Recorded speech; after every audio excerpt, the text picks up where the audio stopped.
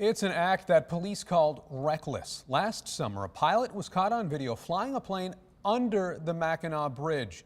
Happened on a busy summer weekend when the bridge was packed with cars, and police said the act put everyone on the bridge at risk. But guess what? That was not the first time it ever happened. Unbelievably, in April 1959, an Air Force pilot from West Michigan decided he was Maverick-from-Top-Gun, a long time before the movie actually, but flying his 6-engine B-47 nuclear bomber under the bridge. Who was he and why did he do it? And the surviving relative who's heard the tale told all her life.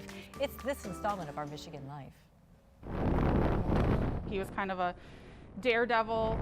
Kind of. Opportunistic that they were flying in that area. He owns one of the greatest. Probably stupid, but amazing. Going out in a blaze of glory tales. He decided to go for it. Most of us above the dirt have never heard. It's kind of a weird but true story. Decorated Air Force Captain John Lapo, Muskegon native. His family owned the Lapo lumber in Fruitport. Decided on April 24th, 1959. Kind of a goal of his. He was going to go all cowboy stuntman with a Michigan icon. It was in a lot of papers. Lapo was piloting a B-47 bomber jet near the Straits of Mackinac when he decided, guess what, boys? The co-pilot was kind of on board and excited about it. The navigator on board was not. We're doing this. Lapo dove the behemoth plane to just 100 feet above the water. At 425 miles per hour, he flew under the bridge unscathed. What he didn't realize is that the navigator's father was a general, and the navigator was the one who basically ratted him out. Oops, guess he should have vetted his crew better. Exactly.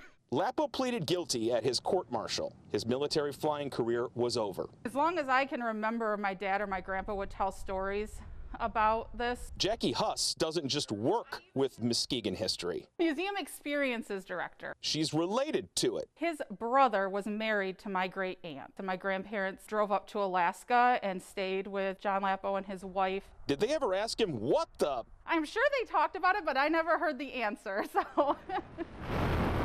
Imagine driving over it that day. At that moment. It's probably something that a lot of people today haven't heard of. Not anymore. Brent Ashcroft, 13 on your side.